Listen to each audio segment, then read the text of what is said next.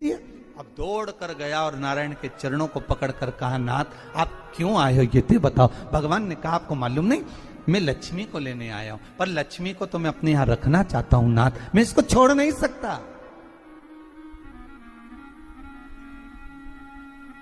मैं लक्ष्मी जी को छोड़ नहीं सकता, मैं इनको लेकर जाऊं। किसान रोने लगा। तब भगवान नारायण ने धनतेरस की पूजन का महत्व, तब भगवान ने धनतेरस की पूजन का महत्व समझाया।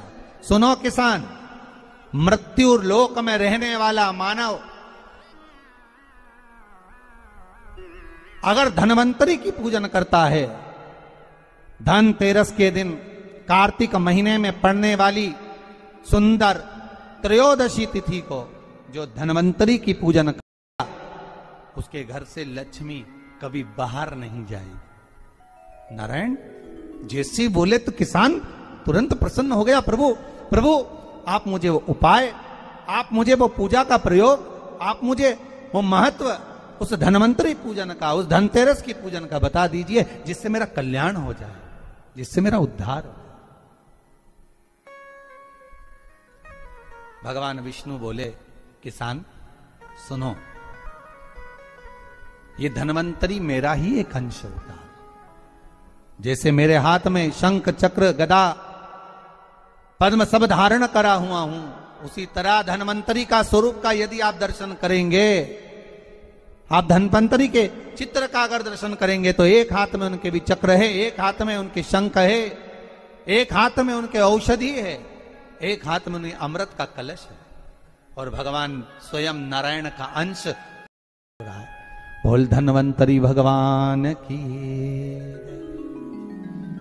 धनवंतरी भगवान की। कहते हैं धनवंतरी भगवान का प्रागट्य जब हुआ था, तो भगवान शंकर ने धनवंतरी देव को देखकर कहा, वाह रे प्रभु वाह, क्या सुंदर स्वरूप धारण कर आए हो।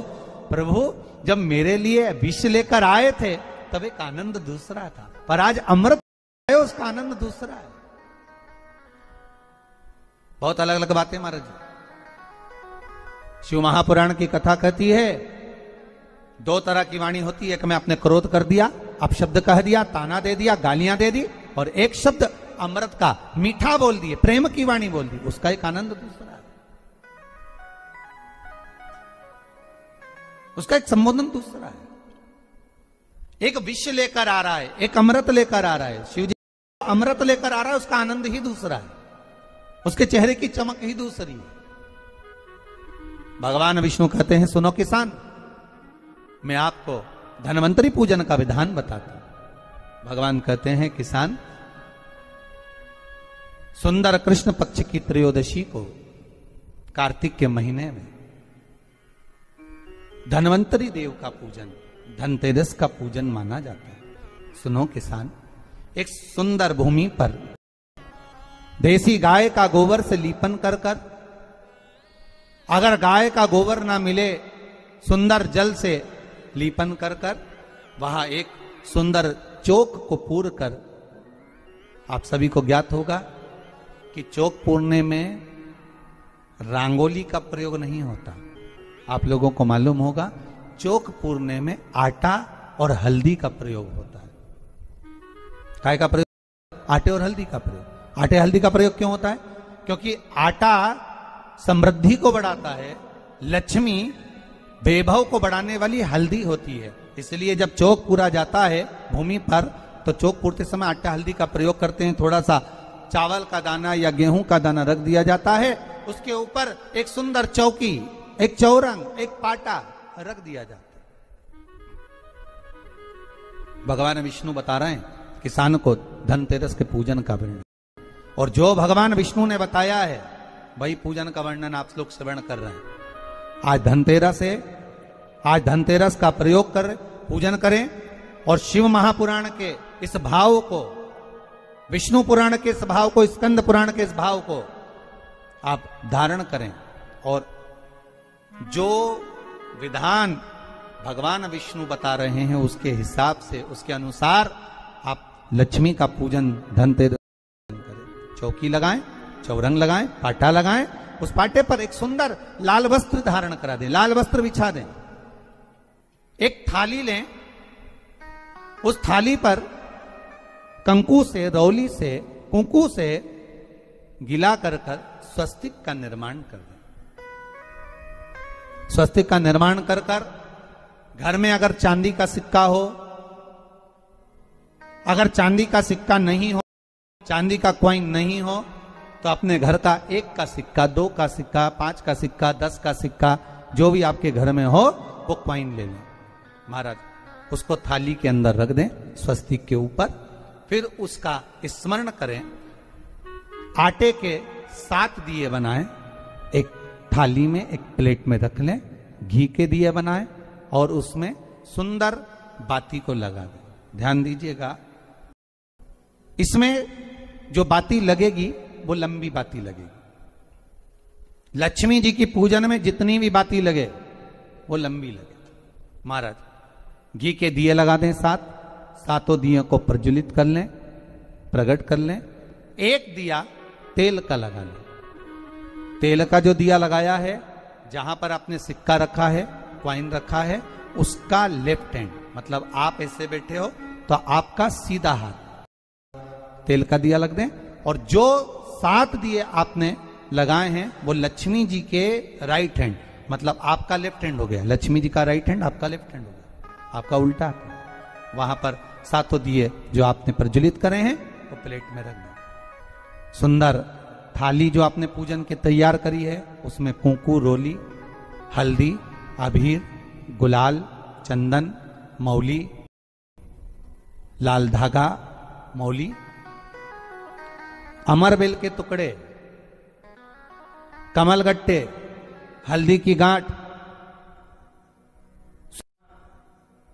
सुंदर भाव में उसको रखें। जल का पात्र सुंदर आनंद से, जो क्वाइन चांदी का और देसी क्वाइन आपने जो रखा है उसका जल से पूजन करें।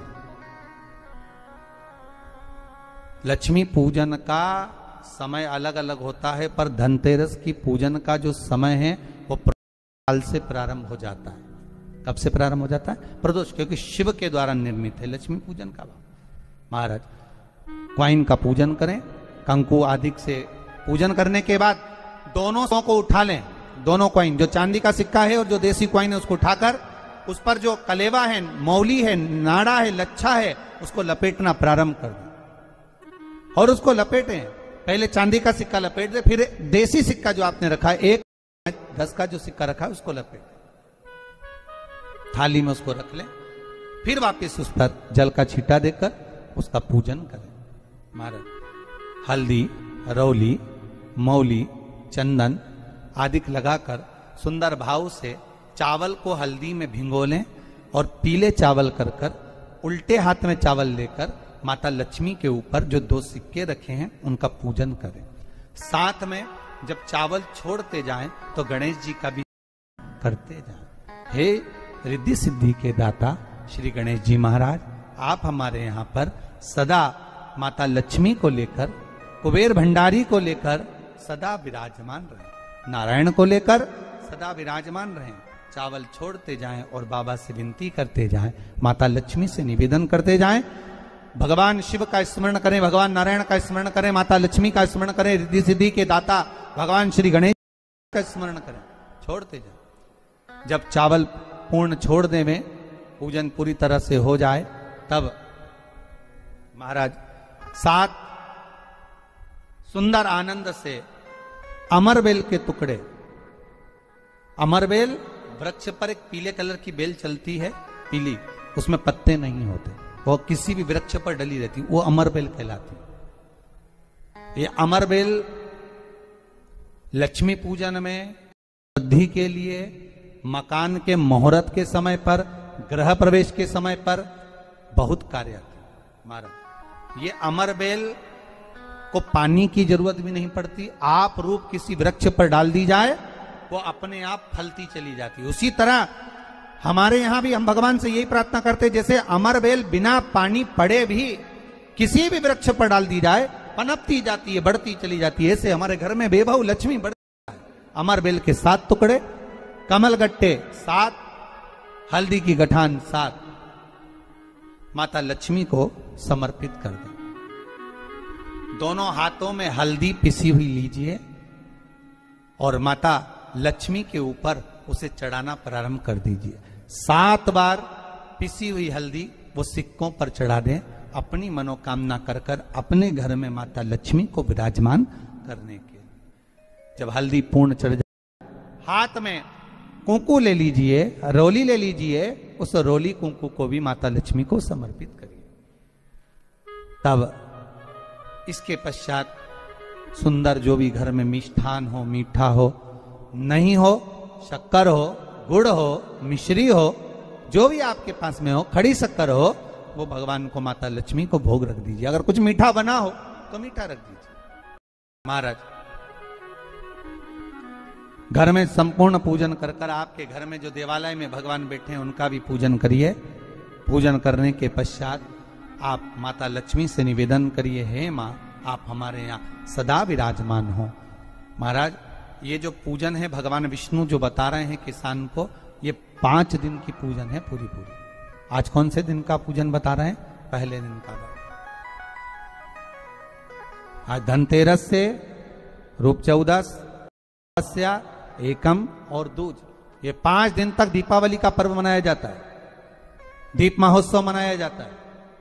पूजन करने के बाद जो 7 दिए आपने प्लेट में रखे हैं, थाली में रखे हैं पूजन के लिए, घी के उन 7 दियों से माता लक्ष्मी की आरती उतारिए।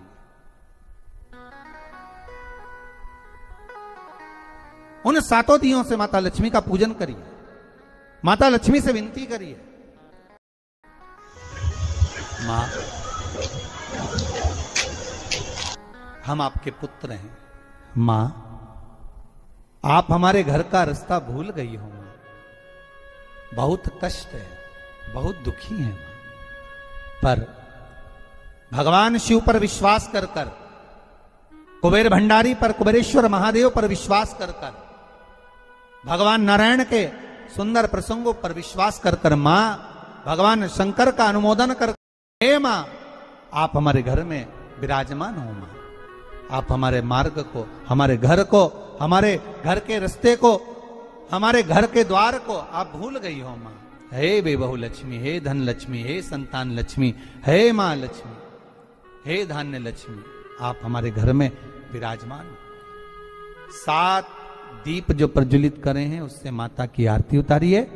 फिर माता को झोली पसार कर प्रणाम कर कर भूमि पर नमन करो।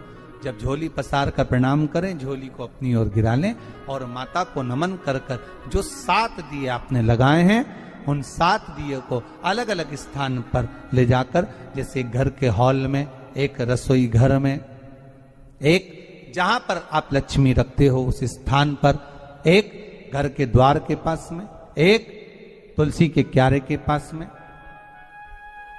ऐसे अलग अलग स्थान पर उन दीप को रख दिया जाए। महाराज एक भगवान का जहां पूजन हुआ है, लक्ष्मी की जहां आराधना करिए, एक दीप वहां पर भी रखा जाए। जो तेल का दिया लग रहा है उसके पास में, फिर कहेंगे तेल का दिया माता लक्ष्मी के उल्टे हाथ पर और घी का दिया माता लक्ष्मी के सीधे हाथ पर। मतलब जो सिक्के आपने रखे हैं उस सिक्के का उल्टा हाथ तेल का, मतलब आपका सीधा हाथ होगा जहां तेल का दिया रखाएगा, आपका उल्टा हाथ होगा जहां पर घी का दिया लगा, वहां माता जी का सीधा हो गया, आपका उल्टा हो। माता का स्मरण, माता लक्ष्मी से निवेदन करिए, हे मां कृपा सागर, करुणा सागर मां आप भगवान विष्णु के साथ विराजमान हुए, आप भगवान नारायण के साथ में हमारे यहां सदा विराजमान हो मां, ऐसी कृपा कर दीजिए।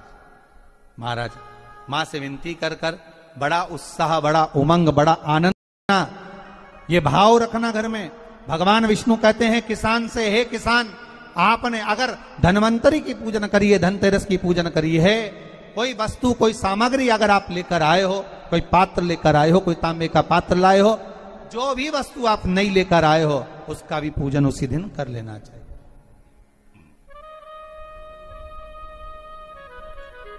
उसका भी पूजन कर लेना चाहिए। भाव रखकर भगवान विष्णु ने किसान को बताया। बड़ा किसान सुनकर बड़ा प्रसन्न हुआ।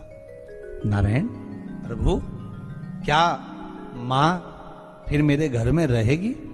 भगवान कहते हैं, सुनो किसान, ये लक्ष्मी अगर आप धनवंतरी का पूजन करते हो, धनतेरस का पूजन सुंदर कार्तिक के महीने की कृष्ण पक्ष की त्रयोदशी को अगर आप कर रहे हो, तो ये लक्ष्मी भले मेरे साथ बैकुंठ में जाकर रहे,